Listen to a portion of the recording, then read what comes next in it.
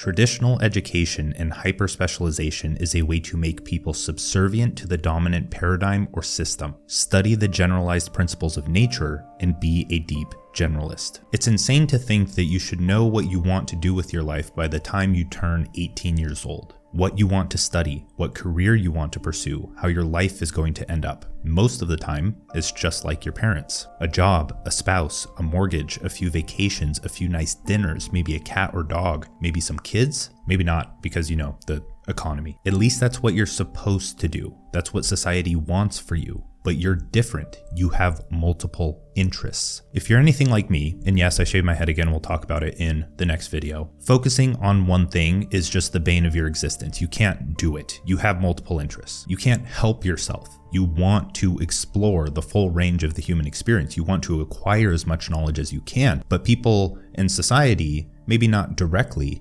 have convinced you that this isn't going to lead to anything great in your life. And I'm here to tell you that that is a complete lie. Because everywhere you turn, it just seems like your parents, your teachers, your friends, or whoever it may be, shoot you down when you bring your ideas and your interests to them, or they say that shiny object syndrome is bad or something that you shouldn't do. And they may even throw subtle jabs at your dreams and aspirations because they say they want what's best for you, but in reality, they want what's best for them. They want you to pursue the safe route. Become a doctor, become a lawyer, do something respectable, get a high-paying degree. They drill your mind into this little box that they can understand, but you hate it. Little do they know, having multiple interests is a superpower going into the future of work. And as we're going to talk about, I believe it's the singular edge that will make most people stand out. What used to be the safe route is no longer safe at all.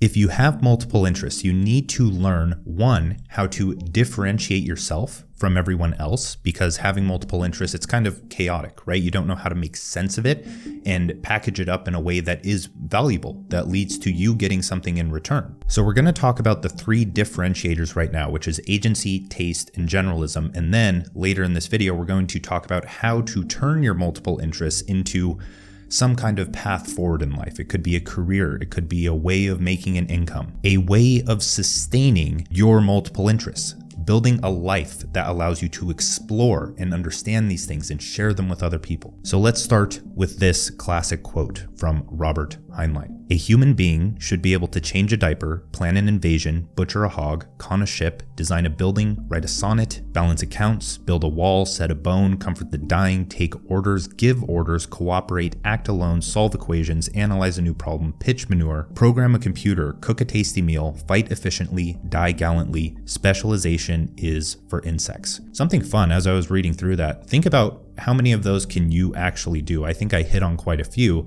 but it made me realize that I need to learn a few. So comment how many of those that you hit. I personally can't change a diaper. Now, in the early to mid 1800s, when America was industrializing and needed to educate large numbers of immigrant children, educators like Horace Mann traveled to Prussia to study their system. This Prussian education system was designed to create obedient soldiers, compliant citizens, civil servants, and well-behaved workers. It accomplished this with its focus on mandatory attendance, training for teachers, national curriculum and testing for students, division of students by age, and the concept of grade levels. And if you're anything like me, a little part of you just died reading that. The thing here is that students were taught how to work, not how to think. So, impressed by its efficiency and standardization, Horace Mann and others implemented many of these methods in American schools, particularly in Massachusetts, which became a model for other states. Now, doing further research into this, Horace Mann didn't want the whole slave mentality to be brought over,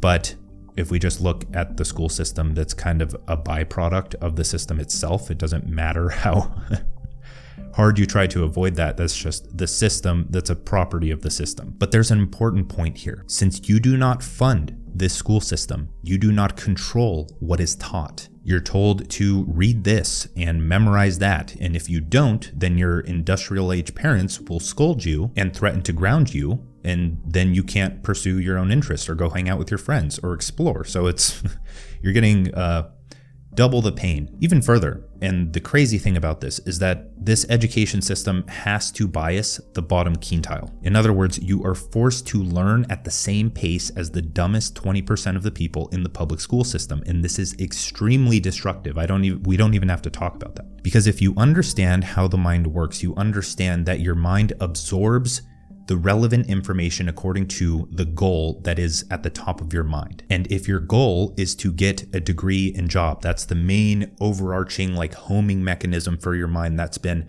coded into your head for 18 years of your life.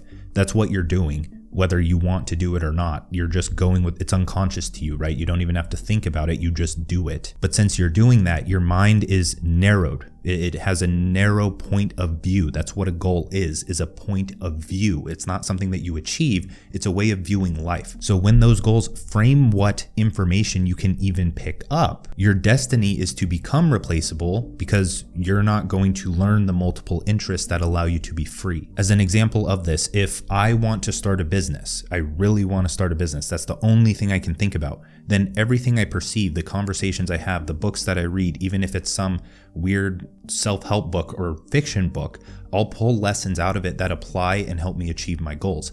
But if you're going to school or you're getting a job or whatever it may be, you're doing the same thing but for those goals. The real kicker here is that since those goals are not your own and you didn't think them through, the information that is programming your mind is creating an identity that you didn't create because you didn't create the goals that your mind operates on. So think about that for a bit. Here's the point. Society wants you to be a specialist because useful workers serve society. But every single person you admire is not a specialist. Specialists are tools. Tools get replaced. AI is doing the replacing. Every free and successful person is a generalist, a polymath, even if they put on the guise of a specialist. Like if you are thinking of someone where it's like, oh yeah, they're very good at one thing. What allows them to be good at that one thing? How do you even know about them? Because they had other traits, qualities, and skills that allowed them to make that one thing work. They understand that in order to actualize a grand vision that they create for their future,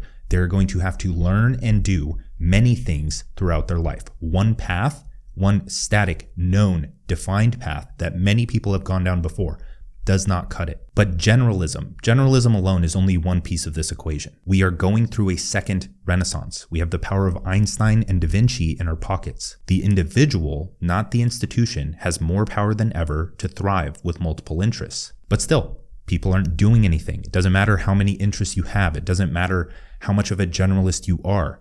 If you sit around and do nothing, it's useless. But it's not because you're lazy or you lack creativity. You have those things. You know you have those things. It's because you and most people, and myself included, it's not something that just goes away. It has residual. There's residue that still needs to be cleaned up for kind of your entire lifetime. But our minds have been programmed for 20 plus years and continue to be by a society that benefits from our stupidity. So in the future of work, you need to drastically change how you think about the future. Generalism is a must. You have that, right? You have multiple interests. You're okay with learning many things. But the next piece of the puzzle is taste. So let's talk about how to cultivate it with a quote from Ira Glass, and I'll let him say it so I don't butcher it. It may be long, but really listen closely here because I resonated hard with this. Nobody tells people who are beginners, and I really wish somebody had told this to me, is that all of us who do creative work, we get into it, and we get into it because we have good taste. But it's like there's a gap that for the first couple of years that you're making stuff, what you're making isn't so good, okay? It's not that great. It's trying to be good. It has ambition to be good, but it's not quite that good. But your taste, the thing that got you into the game, your taste is still killer. And your taste is good enough that you can tell that what you're making is kind of a disappointment to you. You know what I mean? A lot of people never get past that phase. A lot of people at that point, they quit. And the thing I would just say to you is that most everybody I know who does interesting creative work, they went through a phase of years where they had really good taste, they could tell what they were making wasn't as good as they wanted it to be. They knew it felt short. It didn't have this special thing that we wanted it to have. And the thing I would say to you is everybody goes through that. And for you to go through it, if you're going through it right now, if you're just getting out of that phase, you got to know it's totally normal. And the most important possible thing you could do is do a lot of work. Put yourself on a deadline so that every week or every month you know you're going to finish one story. Because it's only by actually going through a volume of work that you're actually going to catch up and close that gap. And the work you're making will be as good as your ambitions. Like, I took longer to figure out how to do this than anybody I've ever met. It takes a while. It's going to take you a while. It's normal to take a while, and you just have to fight your way through that. Okay? That's one of those quotes that's just like you store forever and you come back to and look at because it just hits very hard. So I want to see if I can articulate this point well, so stick with me. Intelligence is no longer a differentiating resource. AI models continue to get better and better, while the price of those models gets closer and closer to zero. Everyone has all the answers they could ever need, and yet 99% of people don't realize or utilize it because intelligence has proven to be a poor resource in isolation. There's more to the story of success. Now, this is where it gets tricky. Listen, AI is replacing specialist roles because predictable outputs come from predictable inputs. Since many jobs are repetitive series of tasks that lead to non-creative outputs, AI can do this good enough. But when you add another layer of abstraction or multiple, the number of outputs that can occur are infinite. AI only gives you one unless you refine it or tell the AI to refine itself. The thing is, that's probably not the best output, and it's absolutely not the one that will garner the love and attention of the supporters who consume the output. Because most AI generations right now are slop. Now, I'm not anti-AI. If you watched the last video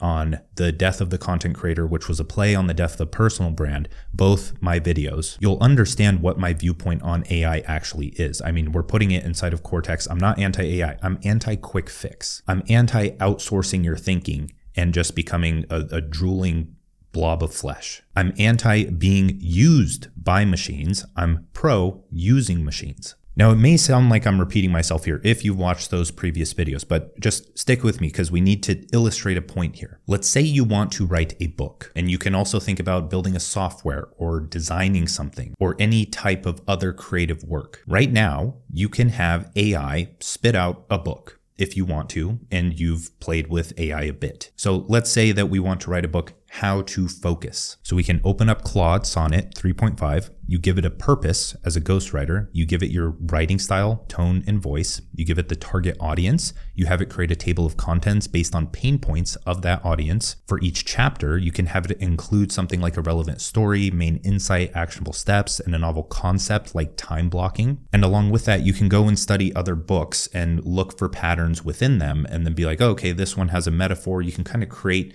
these building blocks that the AI can use to craft a compelling and attention-grabbing narrative within a book. And then you can give it previous ideas you've written about on focus or whatever it may be. You can create and refine the outline for each chapter, and you can finish the book and refine it to your liking. Now take 1,000 different people and have them write a book on the same topic. Every single final output will be different from the other. Do you see where taste is starting to come into play? One book can be written 1,000 different ways, and 1,000 different people can interpret that book in 1,000 different ways. The point is, it doesn't matter if AI can write a book or build a software or design a website or whatever it may be with a human behind it right now. So it's the human anyway, because that's not what makes creative work successful. That's also not what makes people care about the creative work, which is necessary if you want the creative work to actually be valuable. So with this, you have to understand that multiple interests are merged with taste, that anyone can create anything, that you have the power to do all of these different things. You have the multiple interests, you have multiple goals, you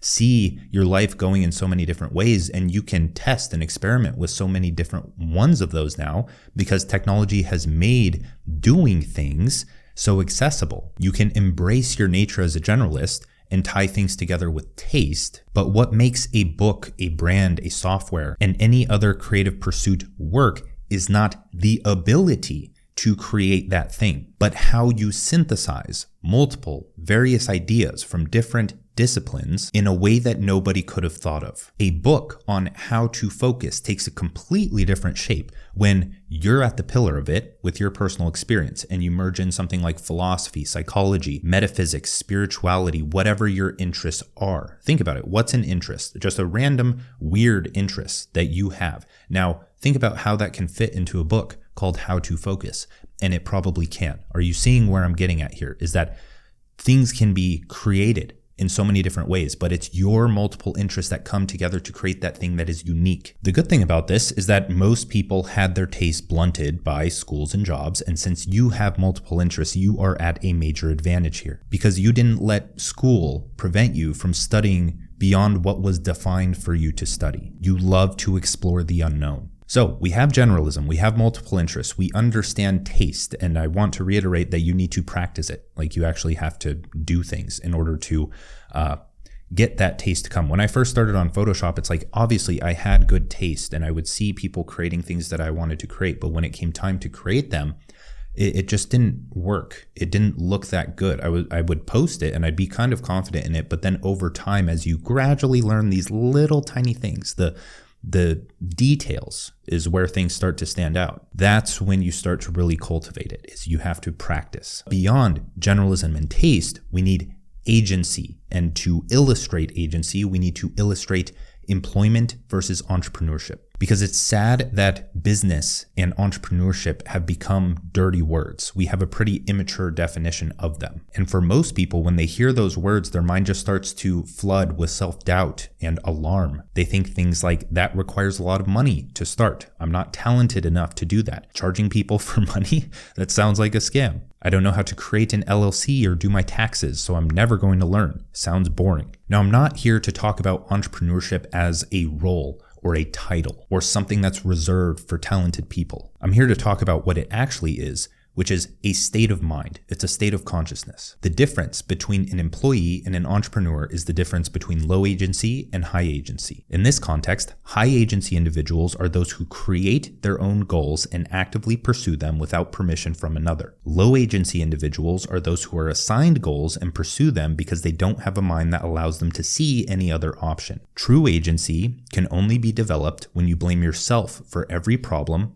even when you're not at fault. An entrepreneur is often an employee, but an employee is rarely an entrepreneur. At top companies, the most sought after employees are those with high agency, the people who just go and solve a problem and deliver some kind of value. They just do it. They don't need their hand held. They're an entrepreneur in mind. But as I've said before, the jobs of the future will be reserved for the elite, the top 1%, the NBA of jobs. The entry level is going extinct because replaceable work is replaceable. So the main option, in my eyes, for those with high ambition and multiple interests is to create your own path. And the only way to do that is by becoming an entrepreneur, no matter how long it takes for your dreams to gain traction. You have multiple interests. You're going to be exploring this stuff anyways. You might as well try to make it all work in some entrepreneurial endeavor as your vessel for your multiple interests. You're doing it anyway. Just bring that extra layer. Try to do it in a way that allows you to sustain your lifestyle and control your lifestyle. Now, I'm going to throw up a graphic here just so you can look at it as I'm saying these next things, because it's easy to lump me into the camp of all 9-to-5s are bad when that's not my belief at all. However, I do understand psychology to a reasonable extent. As a child, there is a magic to life because everything is new. You are constantly improving, evolving, and taking on new challenges that make life worth living. Schools simulate this desire to hunt for good dopamine by providing a video game-like progression to learning. And when you accept your first job, it's challenging at first. You develop skill to cure your anxiety. Then when you reach as far as that career ladder will allow you, the challenge and novelty cease to exist. Your days turn into a blur of repetition. This is incredibly damaging to your psyche. You get stuck in the defined, the known, and you can't escape because a monthly paycheck is addictive and you max out your lifestyle to fit what that paycheck allows. So for those who want more out of life, the only way out is entrepreneurship, right? Schools, jobs, they're kind of like a video game at first. That's what makes life worth living, is you can reach the next level, grade 1, grade 2, grade 3. You can get a few promotions, you can get a raise, you're acquiring skills, you're evolving, you're expanding, but then one day that just stops. And since most people aren't going to get the elite jobs that allow them to continue up the ladder, you have all of these skills and interests. Just break off and do your own thing so you're in control of the novelty, meaning, fulfillment of your life. You are literally only afraid of survival. You're afraid of not making money. You're thinking too generally, too abstractly. So you're thinking from the amygdala. You're not thinking specifically. You're not actually thinking through, okay, what can I do?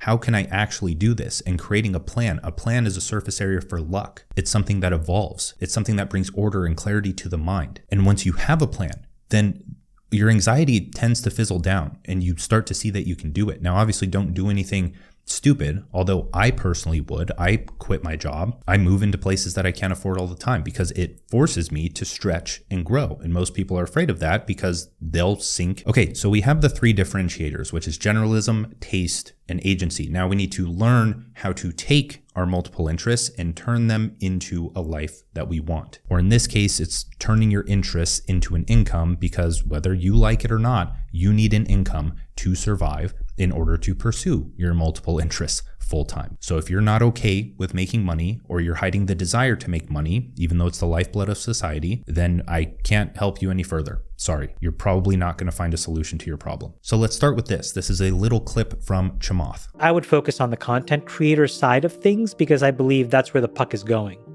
That's a much more important shift in how we all consume information and content and are entertained. So the final problem is this. You have multiple interests, you're developing taste, you're ready to increase your agency, but you have no idea where to start. And if you're young and haven't been doing this at all, the only places you know to look are like freelance markets and job boards, because you haven't learned and educated about how to do your own thing. And the thing with those is that those are known paths. That's no different from a job. If someone can give you the work, if you aren't hunting for the work, if you aren't attracting the work, then it's replaceable, and you're probably not going to get paid as much as you deserve. So rather than giving you a singular place to look or some kind of tactical step that everyone else gives you and you can go and find and try, I'm going to guide you to creating your own path. So that's what we start with. Step number 1 is to choose a meta path. What a meta path is a path of paths. So a meta path is like, okay, we need to climb this mountain,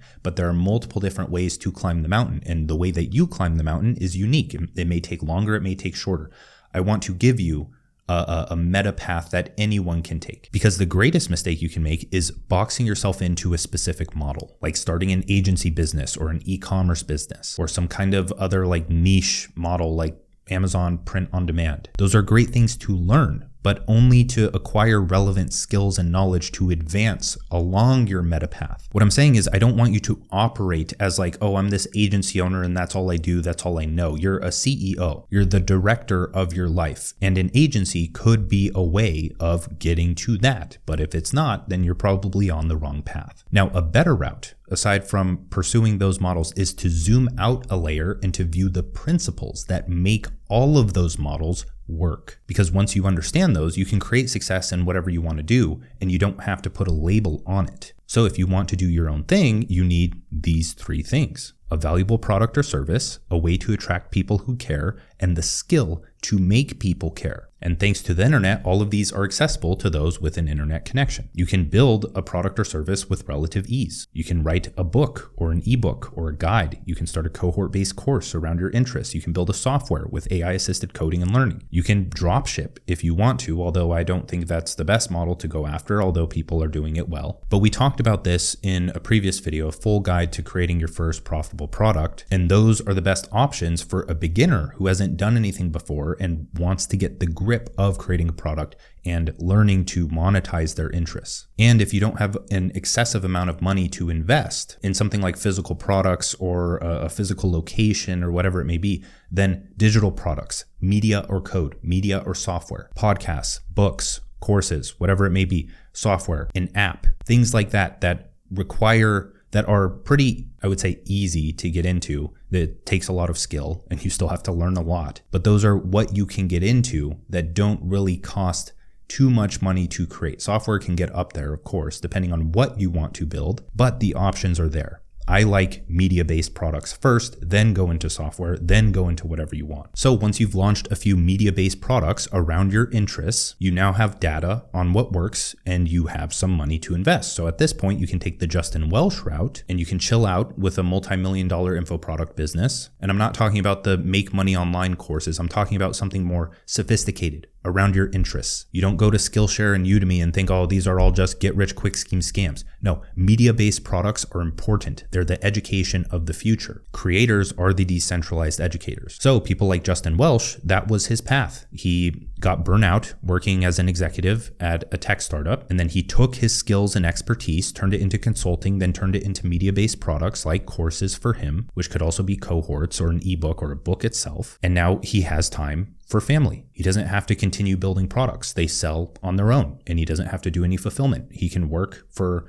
2 to 4 hours a day plus writing on social media to attract an audience to his products or services that help that audience, and he can spend time with his family and live a good life. Or you can go the route that I've been going, where I went that route and I could have pulled back and chilled out, but I'm young and I want to do more, and I like how personal development and business development are intertwined and how business can be a vessel for personal growth for me. So I started Cortex, and I'm like, okay, what's holding me back from building a team? Why am I so focused on this one person business thing? And so I started building it, and I started realizing my own faults, and I needed to improve myself and become a better person and be able to provide for my team and make sure that we have a product that's going to feed the team and allow us to survive, and hopefully provide something beneficial to the people who are using the product. Now, the problem again here is that anyone can build the thing. You can build a note-taking app or a writing app right now if you wanted to, but not everyone can attract people to that thing or allow them to care about it. That's where most coders, creatives, or authors fall flat. They build a cool app,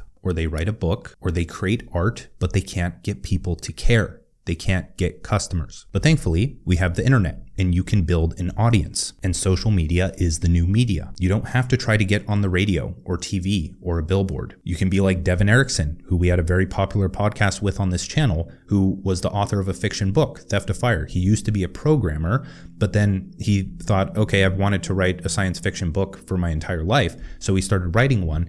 And when he started to go look for publishing deals, I actually don't know if he looked for publishing deals, but he decided to just sell it himself, because even if he got a publishing deal, he would still have to sell the book. The publishing would help with distribution and other things like that. But now with Amazon and all of these different technologies that allow you to distribute the book, you don't need a publisher. You need to go out and sell. You need to go out and express your opinions and interests and beliefs online to attract people to your work. It's not just about info products. It's not just about science fiction books.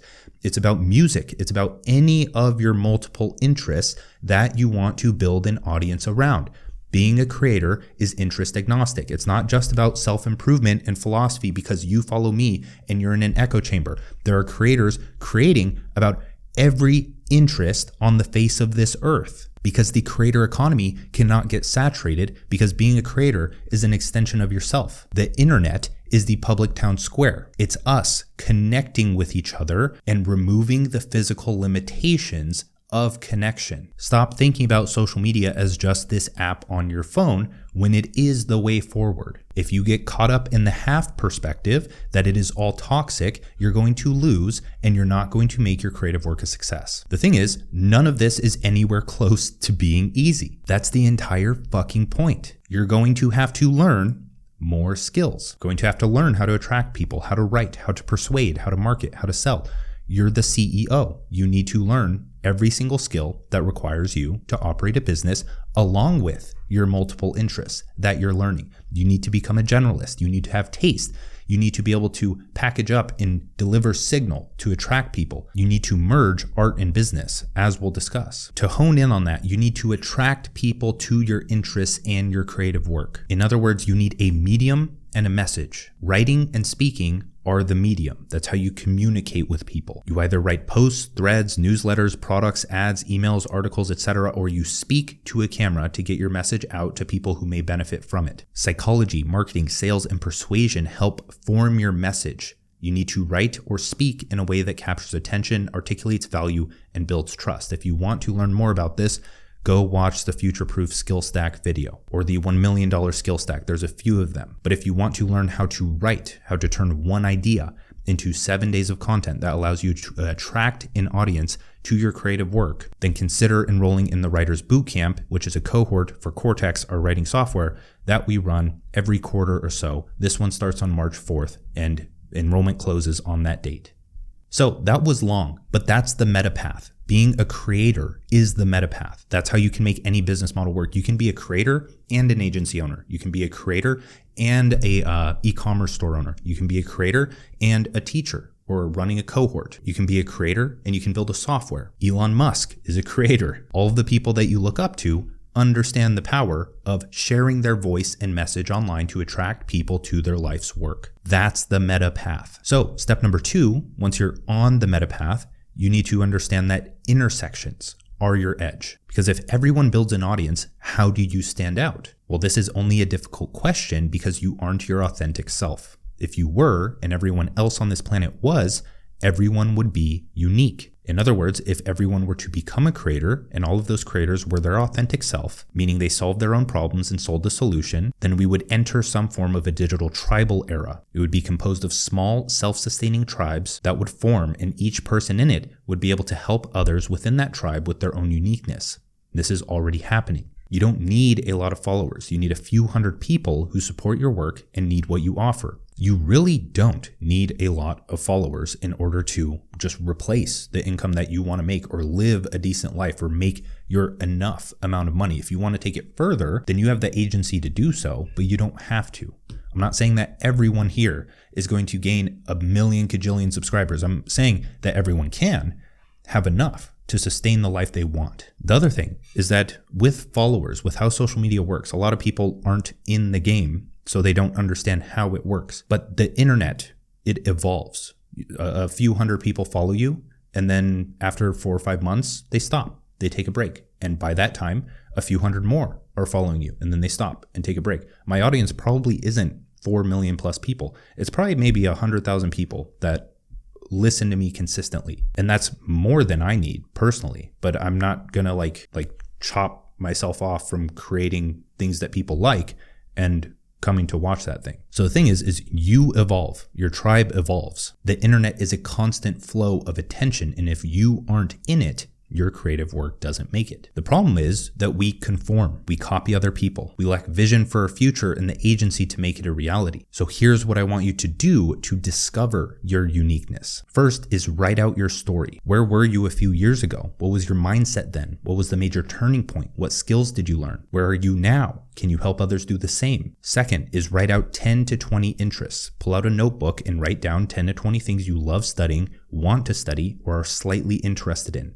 3, write out 3 pain points for each. Under each interest, write down 3 problems or pain points that you have faced or others face relating to those interests. And 4th, connect the dots. Draw lines between parts of your story, your interests, and the pain points, and you'll be amazed with how many things connect. My writing or videos can't be replicated with AI unless I'm the one manning the AI, because my edge is my personal experience and how I blend business and philosophy. AI isn't in my head. It doesn't have access to my state of mind. It doesn't have access to my experience. Therefore, that's the only moat. Doing nothing with your life is still a bad option all around. It always has been, and it always will be. So the only option is to do something with your life. Because you can talk about the same topic as everyone else, but your experience, what you do, is what brings a fresh and unique lens to that thing. By doing nothing, by never failing, by never just moving throughout life when you have nothing better to do, you don't give yourself the chance to be unique because you aren't. You haven't done anything. The second thing here is that I am focused on attracting people with similar interests. Why? Because I know I can help them in some way. If you want to do the same, take what you wrote above, write 1 article or post for every pain point you listed out, sprinkle in your personal story throughout your writing, bake in connected ideas to synthesize unique ideas, and of course, be persistent. Remember, you have taste, but it doesn't reflect in your work until you practice for years. And no, a few years is not a lot of time considering you spent 18 plus years being drilled into something you don't want to do. A few years of effort is absolutely nothing. You don't want to commit because you have something better you could be doing when all that involves is numbing the pain with cheap pleasures to escape your current situation. The only thing you should want to do is get out. Now, the last and final thing is to merge art and business. So here's a quote from Naval. To build product, make something people want. To create art, make something you want. The best do both. Because with all of this, it's sad that people can't come to terms with the fact that business or entrepreneurship or being a creator can be a very fulfilling thing, because happiness is a two-sided coin. The creativity required to make progress and contributing to something greater than yourself. In other words, becoming valuable and sharing that value. With the internet, anyone can do this and reap the rewards of doing so. You merge art and business when you make something you want and share it with people who have similar interests, because they will probably want it too. Write content for yourself. Treat the internet as your public journal. Put effort into getting that spread to more people. Build a product you would buy, use, and benefit from. Given time, you'll do very well for yourself. Thank you for watching. Again, you can join the Writers Bootcamp that starts on March 4th, or start using Cortex, which is a writing, note-taking, and idea capture app, not a mobile app, just an application as a whole on your desktop. The mobile app is coming soon, but check the links in the description for all of those things. Like the video if you like the video, subscribe if you want the next video. Thank you for watching.